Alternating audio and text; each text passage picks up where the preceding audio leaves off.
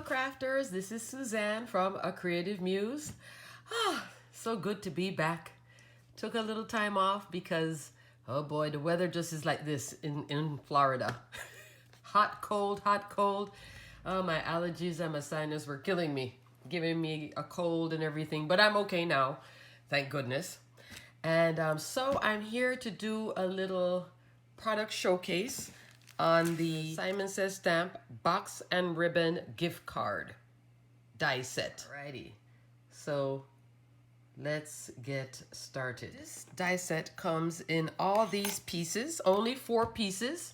You have the base to cut the gift card holder, and then you have this wonderful bow to put on top, which of course you can use or not use. If you're giving a masculine gift, maybe you don't want to put a bow, or maybe you want, or put the bow in a different color like navy or something like that. It could still work as well.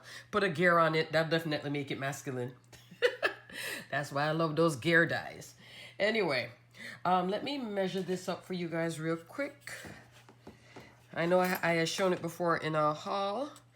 6 3/4 by let's say 5 1/2. A little bit more than 5 1/2, but like a 1/16 of an inch, that type of measurement. And then the bow. Now this bow, which is here, well, let me show you a cleaner version because I made 2 for my daughter's birthday. You could use just this top part here and skip this part on scrapbook layouts, mini album. What's nice about it is that the bow does look 3-dimensional, but it's flat. And sometimes it's nice to have, flat bows as well as the 3-dimensional bows. Here's an example of a three-dimensional bow. But depending on how you're using it, if you're going to mail it and you're, looking at the cost, it's nicer to go flat. Cheaper to go flat. You don't have to package it a certain way. It won't get smushed, because if it's smushed, it's just a flat bow. Alrighty. So let's take a little deeper dive into this die. So this is made by Simon Says Stamp. Now I like that they put these little inserts in that you can just slide the gift card in. The only thing I would say that while making it, twice, right here, that score line.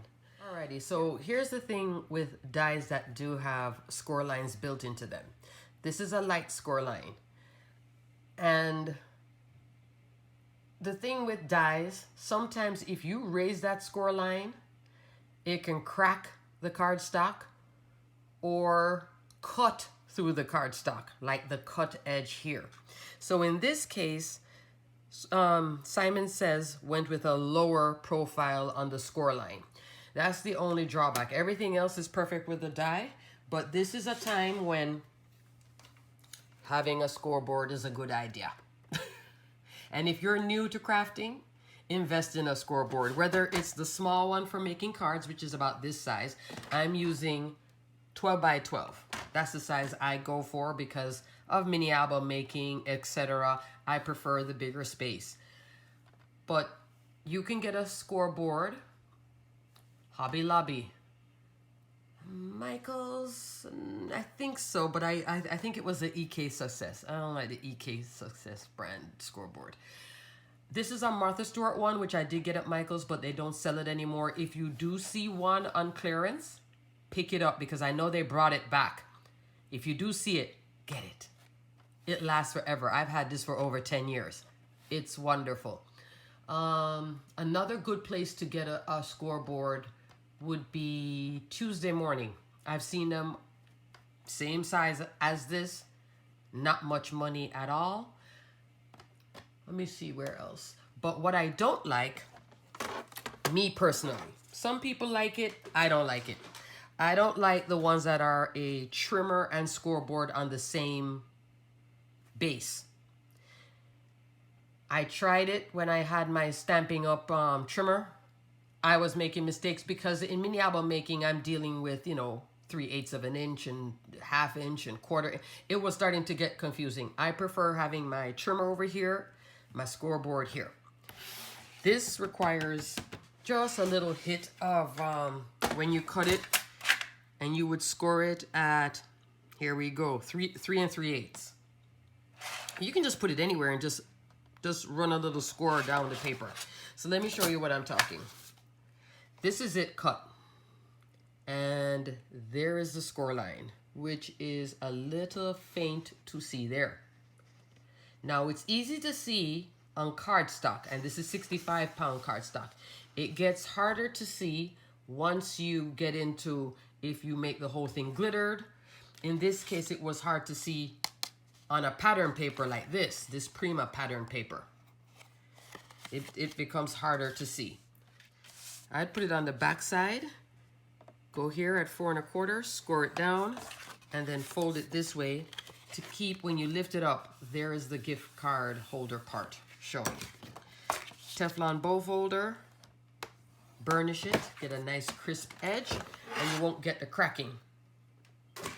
Now with pattern paper, you may get a little bit of cracking. It's okay. You can always use distress ink on the edges just to cover it up a little bit, or run a Sharpie on it. So let me show you how easy it is to put together. So once you have your gift card cut like so, and the gift card facing on the inside, gently pop up the little notches here, gently, and put it aside. Now we're going to make the bow, and the order that the bow goes in is this piece goes on first, this one goes on second, and this one goes on third, with these little humps facing up. Alrighty, so let's put it together real quick. Get this out the way.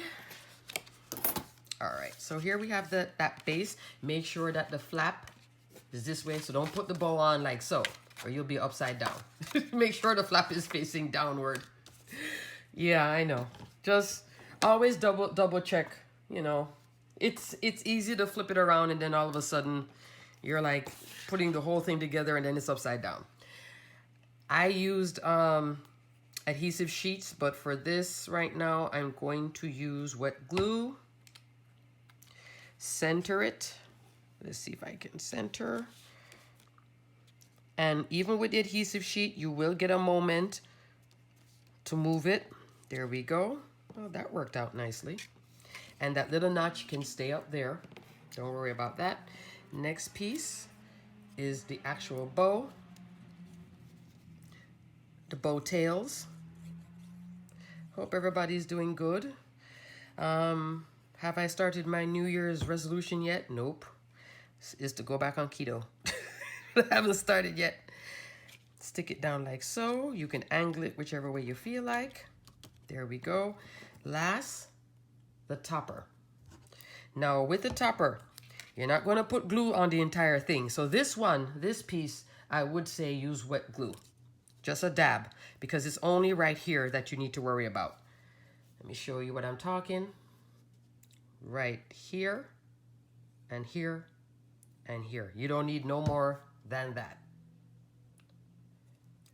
And then adhere it, because see, that hits the edge. See how it is? So you wouldn't put glue on the whole thing, and don't use an adhesive sheet because you're going to have adhesive all along here. And if you stick a bow on the back, another topper on the back, this will not open. Know what I mean? So for this, just leave it like so, add a little dab of glue, and there's your gift card holder. Now to insert the gift card, and I did tear my first one, so I'm going to tell you gently. Open it, and gently. What happened was when I was pushing it in, one of the edges tore. So just, you know, just take your time. Don't be like me, going in like, oh, it can manage it. It's still paper. There we go.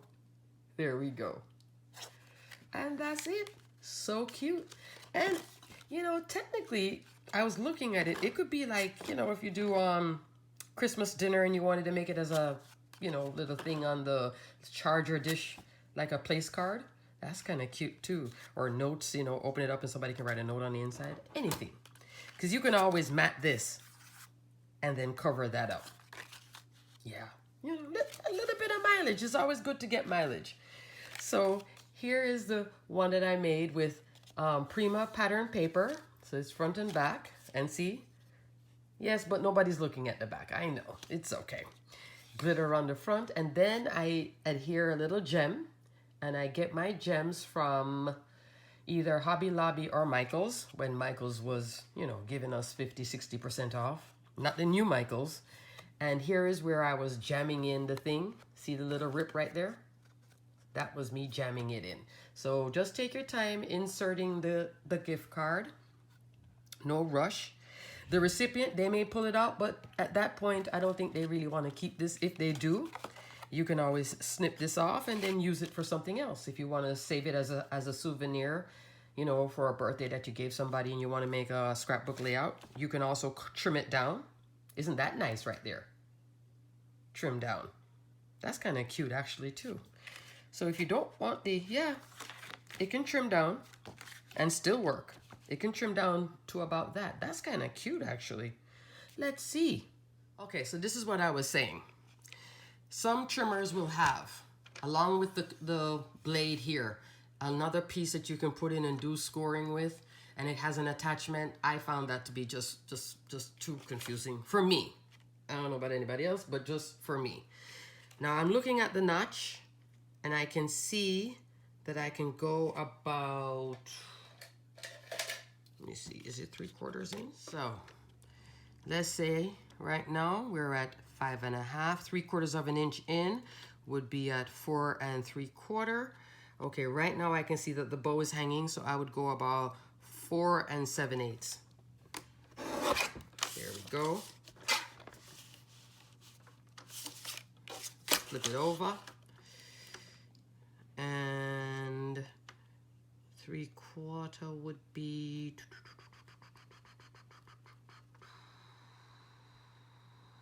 4 1/8. About that. Let's see. Am I right, or did I cut too much on one side? I might have cut too much on one side. Interesting. So then I could go back over here. I'm playing, guys. I'm playing. Let me see. What I don't want to do is snip the bow.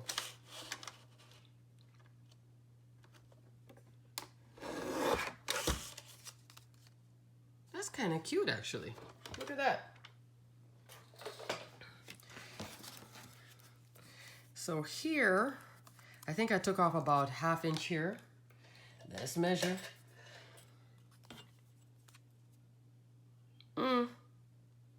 Almost 5/8 of an inch. Here, I took off the 3/4 inch. I would go more, maybe just 1/2 inch in then, just to be safe. But isn't that kind of cute too? Huh? See, crafters.